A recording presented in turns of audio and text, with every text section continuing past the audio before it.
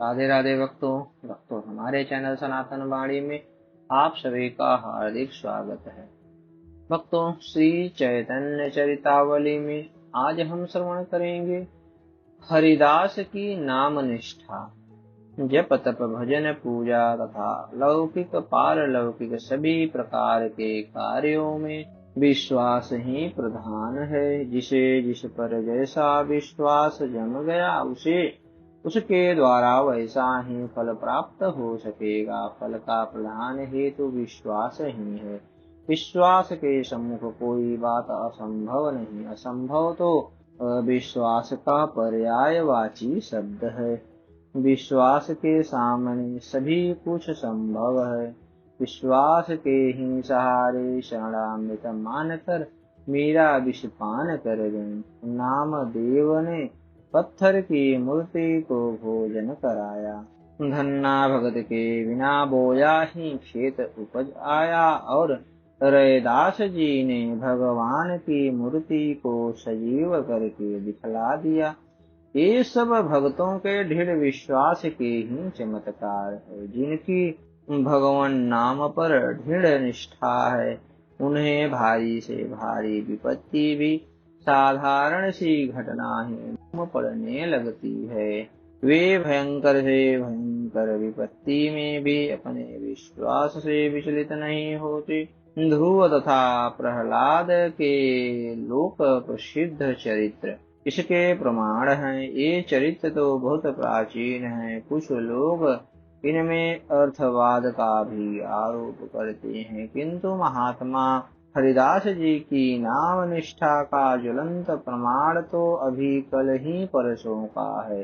जिन लोगों ने प्रत्यक्ष में उनका संसर्ग और सहवास किया था तथा जिन्होंने अपनी आंखों से उनकी भयंकर यातनाओं का दृश्य देखा था, उन्होंने स्वयं इनका चरित्र लिखा है। ऐसी भयंकर यातनाओं को क्या कोई साधारण मनुष्य सह सकता है? बिना भगवान नाम में दृढ़ निष्ठा हुए क्या कोई इस प्रकार अपने निश्चय पर अटल भाव से अड़ा रह सकता है? कभी नहीं। जब तक हृदय में दृढ़ विश्वास जन्य भारी बल न हो, तब तक ऐसी दृढ़ता संभव ही नहीं हो सकती।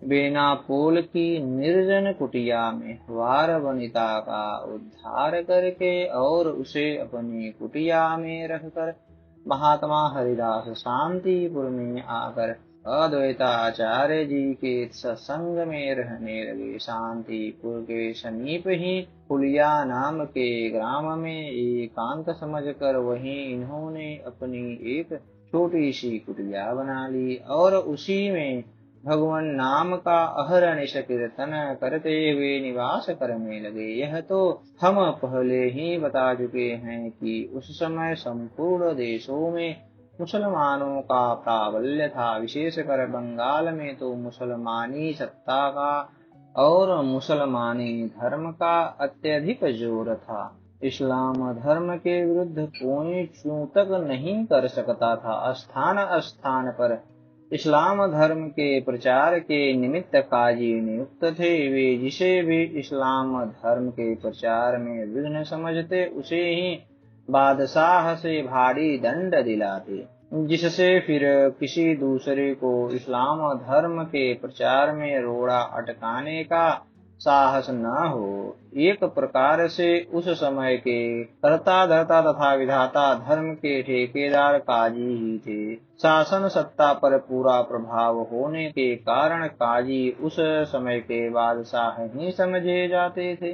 हुलिया के आस पास में गोराई नाम का एक काजी भी इसी काम में नियुक्त था। उसने जब हरिदास जी का इतना प्रभाव देखा तब तो उसकी ईर्ष्या का ठिकाना नहीं रहा। वह सोचने लगा, हरिदास के इतने बढ़ते प्रभाव को यदि रोका न जाएगा तो इस्लाम धर्म को बड़ा भारी धक्का पहुंचेगा। हरिदास जाति का मुसलमान है। मुसलमान होकर वह हिंदुओं के धर्म का प्रचार करता है। सरह की रूह से वह कुफ्र करता है। वह काफिर है, इसलिए काफिर को कत्ल करने से भी सवाब होता है। दूसरे लोग भी इसकी देखा देखी ऐसा ही काम करेंगे, इसलिए इसे दरबार से सजा मिलनी चाहिए। यह सोचकर गोराई काजी ने इनके विरुद्ध राज दरबार में अभियोग चलाया। राजा आज्ञा से हरिदास जी गिरफ्तार कर लिए गए और मुलुकपति के यहाँ इनका मुकदमा पेश हुआ। मुलुकपति इनके तेज और प्रभाव को देखकर चकित रह गया। उसने इन्हें बैठने के लिए आसन दिया। हरिदास जी के बैठ जाने पर मुलुकपति ने दया का भाव दर्शाते हुए अपने स्वाभाविक धार्मिक विश्वास के अनुसार कहा, भाई, तुम्हारा जन्म मुसलमान के घर हुआ है। यह भगवान की तुम्हारे ऊपर अत्यंत ही कृपा है। मुसलमान के यहाँ जन्म लेकर भी तुम काफिरों के से आचरण क्यों करते हो?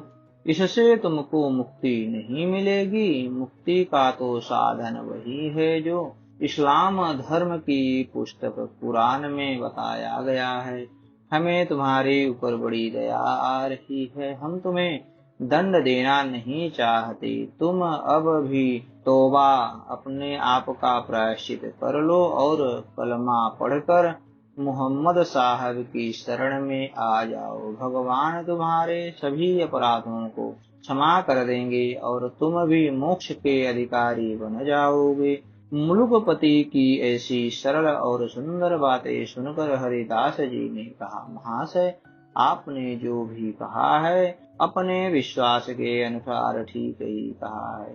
हर एक मनुष्य का विश्वास अलग अलग तरह का होता है। जिसे जिस तरह का दृढ़ विश्वास होता है उसके लिए उसी प्रकार का विश्वास फलदायी होता है। दूसरों के धमकाने से अथवा लोभ से जो अपने स्वाभाविक विश्वास को छोड़ देते हैं वे भीरू होते हैं। ऐसे पुरुषों को परमात्मा की प्राप्ति नहीं हो सकती।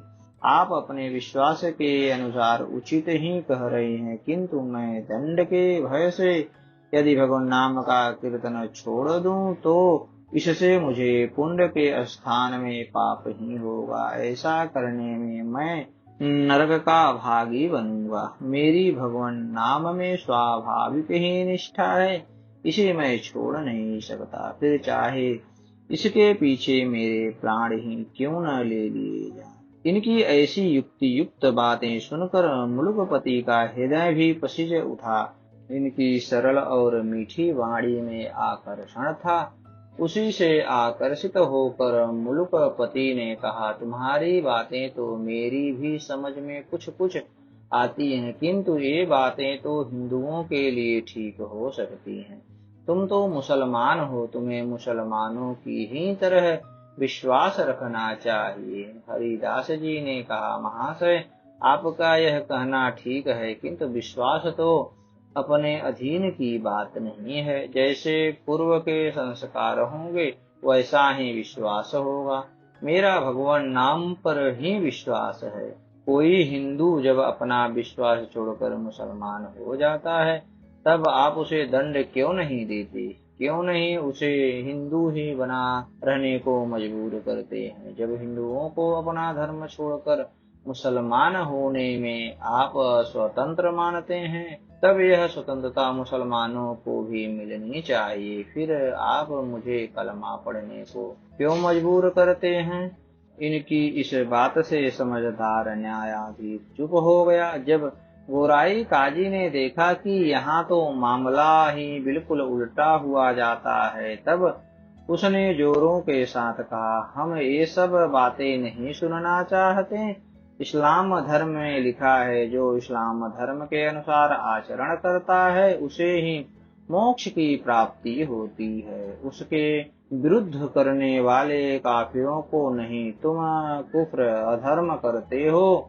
अधर्म करने वालों को दंड देना हमारा काम है, इसलिए तुम कलमा पढ़ना स्वीकार करते हो या दंड भोगना, दोनों में से एक को पसंद कर लो। बेचारा मुलुकपति भी मजबूर था। इस्लाम धर्म के विरुद्ध वह भी कुछ नहीं कह सकता था। काजियों के विरुद्ध न्याय करने की उसकी हिम्मत नहीं थी। उसने भी गोराई काजी की बात का समर्थन करते हुए कहा, हाँ ठीक है, बताओ तुम कलमा पढ़ने को राजी हो? हरिदास जी ने निर्भीक भाव से कहा, महाशय मुझे जो कहना था सो एक बार कह चुका। भारी से भारी दंड भी मुझे मेरे विश्वास से विचलित नहीं कर सकता। चाहे आप मेरी देह के टुकड़े टुकड़े करके फेंकवा दें तो भी जब तक मेरे शरीर में प्राण है तब तक मैं हरि नाम को नहीं छोड़ सकता। आप जैसा चाहें वैसा दंड मुझे दें। श्री हरिदास जी के ऐसे निर्भीक उत्तर को सुनकर मृगपति किंग कर्तव्य विमूढ़ हो गया। वह कुछ सोच ही न सका कि हरिदास को क्या दंड दे। वह जिज्ञासा से भाव से गोराई काजी के मुख की ओर देखने लगा। मुलुकपति के भाव को समझकर गोराई काजी ने कहा, हुजूर जरूर दंड देना चाहिए। यदि इसे दंड न दिया गया तो सभी मनमानी करने लगेंगे, फिर तो इस्लाम धर्म का अस्तित्व ही न रहेगा। मुलुकपति ने कहा, मुझे तो कुछ सूझता नहीं, तुम्हें बताओ इसे क्या दंड दिया जाए। गोराई काजी ने जोर देते हुए कहा, हुजूर यह पहला ही मामला है, इसे ऐसा दंड देना चाहिए कि सबके कान खड़े हो जाएं। आगे किसी को ऐसा काम करने की हिम्मत ही न पड़े। इस्लाम धर्म के अनुसार तो इसकी सजा प्राण दंड ही है, किंतु सीधे साधे प्राण दंड देना ठीक नहीं। इसकी पीठ पर बेत मारते हुए इसे 22 बाजारों से होकर घुमाया जाए और बेत मारते मारते ही इसके प्राण लिए जाएं, तभी सब लोगों को आगे ऐसा करने की हिम्मत न होगी। मुलुकपति ने विवश होकर यही आज्ञा लिख दी। बेत मारने वाले नौकरों ने महात्मा हरिदास जी को बांध लिया और उनकी पीठ पर बेत मारते हुए उन्हें बाजारों में घुमाने लगा। निरंतर बेतों के आघात से हरिदास के सुकुमार शरीर की खाल उधड़ गई, पीठ में से रक्त की धारा बहने लगी। निर्दयी जल्लाद उन घावों पर ही और भी बेत मारते जाते थे, किंतु हरिदास के मुख से वही पूर्वत हरि ध्वनि ही हो रही थी। उन्हें बेतों की वेदना प्रतीत ही नहीं होती थी। बाजार में देखने वाले उनके दुखों को न सह सकने के कारण आंखें बंद कर लेते थे। कोई कोई रोने भी लगते थे, किंतु हरिदास जी के मुख से उफ भी नहीं निकलती थी। वे आनंद के साथ श्री कृष्ण कीर्तन करते हुए नौकरों के साथ चले जा रहे थे। उन्हें सभी बाजारों में घुमाया गया। शरीर रक्त से लथपथ हो गया, किंतु हरिदास जी के प्राण नहीं निकले। नौकरों ने आश्चर्य प्रकट करते हुए कहा, महाशय ऐसा कठोर आदमी तो हमने आज तक एक भी नहीं देखा। प्रायः 10-20 ही बेतों में मनुष्य मर जाते हैं। कोई कोई तो 10-5 लगने से ही बेहोश हो जाते हैं। आपकी पीठ पर तो असंख्यों बेत पड़े तो भी आपने आह तक नहीं की। यदि आपके प्राण न निकले तो हमें दंड दिया जाएगा। हमें मालूम पड़ता है आप जिस नाम का उच्चारण कर रहे हैं उसी का ऐसा प्रभाव है कि इतने भारी दुख से आपको तनिक सी भी वेदना प्रतीत नहीं होती। अब हम लोग क्या करें? दयालु हृदय महात्मा हरिदास जी उस समय अपने दंड देने दिलाने वालों तथा पीटने वालों के कल्याण के निमित्त प्रभु से प्रार्थना कर रहे थे। वे उन भूले भटकों के अपराधों को भगवान से क्षमा कर देने को कह रहे थे। इतने में ही सबको प्रतीत हुआ कि महात्मा हरिदास जी अचेतन होकर भूमि पर गिर पड़े। सेवकों ने उन्हें सचमुच में मुर्दा समझ लिया और उसी दशा में उन्हें मुलुकपति के यहाँ ले गए। गोराई काजी की सम्मति से मुलुकपति ने उन्हें गंगा जी में फेंक देने की आज्ञा दी। गोराई काजी ने कहा, कब्र में गड़वा देने से तो उसे मुसलमानी धर्म के अनुसार वहित स्वर्ग की प्राप्ति हो जाएगी। इसने तो मुसलमान धर्म छोड़ दिया था, इसलिए इसे वैसे ही गंगा में फेंक देना ठीक है। सेवकों ने मुलुकपति की आज्ञा से हरिदास जी के शरीर को पतित पावनी श्री भागीरथी के प्रवाह में प्रवाहित कर दिया। माता के सुखद शीतल जल स्पर्श से हरिदास जी को चेतना हुई और वे प्रवाह में बहते बहते फुलिया के समीप घाट पर आ लगे। इनके दर्शन से फुलिया निवासी सभी लोगों को परम प्रसन्नता हुई। चारों ओर यह समाचार फैल गया। लोग हरिदास के दर्शन के लिए बड़ी उत्सुकता से आने लगे। जो भी जहाँ सुनता वहीं से इनके पास दौड़ा आता। दूर दूर से बहुत से लोग आने लगे। मुलुकपति तथा गोराई काजी ने भी यह बात सुनी। उनका भी हृदय प्रसिज उठा और इस दृढ़ प्रतिज्ञ महापुरुष के प्रति उनके हृदय में भी श्रद्धा के भाव उत्पन्न हुए। वे भी हरिदास जी के दर्शन के लिए फुलिया आए। मुलुकपति ने नम्रता के साथ इनसे प्रार्थना की, महाशय, मैं आपको दंड देने के लिए मजबूर था, इसलिए मैंने आपको दंड दिया। मैं आपके प्रभाव को जानता नहीं था। मेरे अपराधों को क्षमा कीजिए। अब आप प्रसन्नता पूर्वक हरि नाम संकीर्तन करें। आपके काम में कोई विघ्न न करेगा। हरिदास जी ने नम्रता पूर्वक कहा, महाशय, इसमें आपका अपराध ही क्या है। मनुष्य अपने कर्मों के ही अनुसार दुख सुख भोगता है।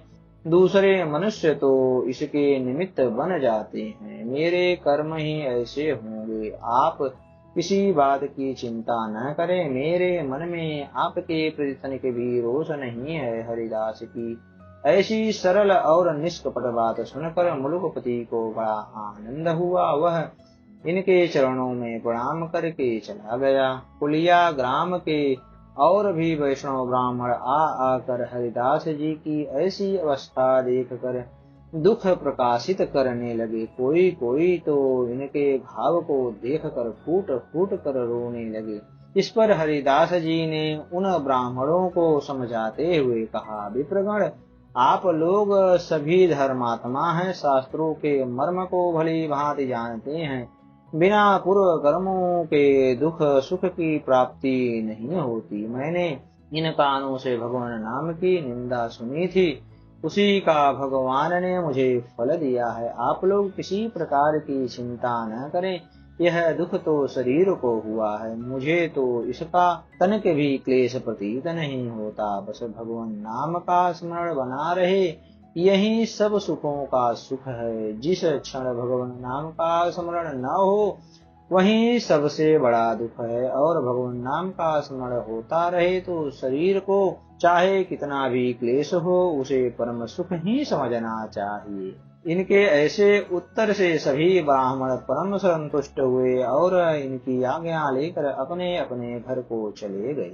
इस प्रकार हरिदास जी भगवती भागीरथी के तट पर फुलिया ग्राम के ही समीप रहने लगे। वहां उन्हें सब प्रकार की सुविधाएं थी। शांतिपुर में अद्वैताचार्य जी के समीप वे प्रायः नित्य ही जाते। आचार्य इन्हें पुत्र की भांति प्यार करते और ये भी उन्हें पिता से बढ़कर मानते। फुलिया के सभी ब्राह्मण वैष्णव तथा धनी मानी पुरुष इनका आदर सत्कार करते थे। ये मुख से सदा श्री हरि के मधुर नामों का कीर्तन करते रहते।